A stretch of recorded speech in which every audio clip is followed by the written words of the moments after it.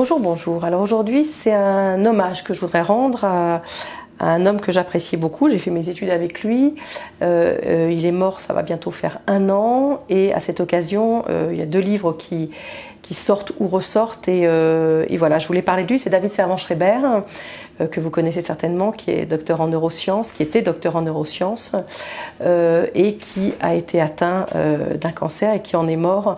Il était jeune, hein, il n'avait pas 50 ans l'an dernier. Et à cette occasion, 2 choses sortent. D'abord, l'ensemble de ces chroniques qu'il avait faites dans le magazine Psychologie. Ça s'appelle Notre corps aime la vérité. Voilà.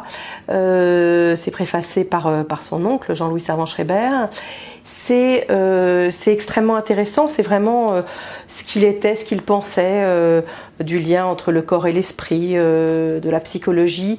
C'est fin, parce que ce garçon était fin, et c'est extrêmement instructif. Voilà, c'est l'ensemble de ses chroniques. Ça montre bien aussi son évolution en fonction de la maladie qu'il avait. Ça montre bien son parcours de vie. C'est un très joli livre, très intéressant. Et puis surtout, je voulais vous parler de celui-là, parce que donc il sort en pocket, il était sorti l'an dernier, juste après sa mort, puisque c'est un peu son testament qu'il a laissé, qui s'appelle « On peut se dire au revoir plusieurs fois », et qui est un livre qui m'a, si je dis bouleversée, je suis très en deçà de la vérité.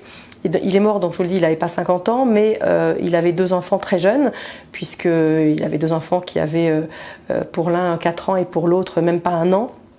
Et il a voulu, en gros, face à la récidive de son cancer qu'il savait fatal et face à la fin de sa vie qui s'annonçait, il a voulu laisser une sorte de testament à ses enfants, et notamment la plus jeune qui ne connaîtrait ni son visage ni à peine sa voix.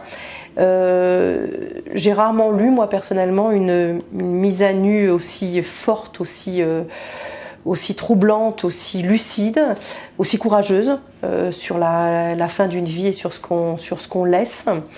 C'est d'un courage assez hallucinant, c'est d'une beauté totale. Et il y a en plus de tout à fait honnête un message qu'il a voulu adresser à tous ses lecteurs, les livres qu'il avait écrits, l'anti-cancer, etc., tous ces livres où il disait comment se battre au mieux contre le cancer, technique manifestement qui ne suffisait pas puisqu'il a succombé à sa maladie.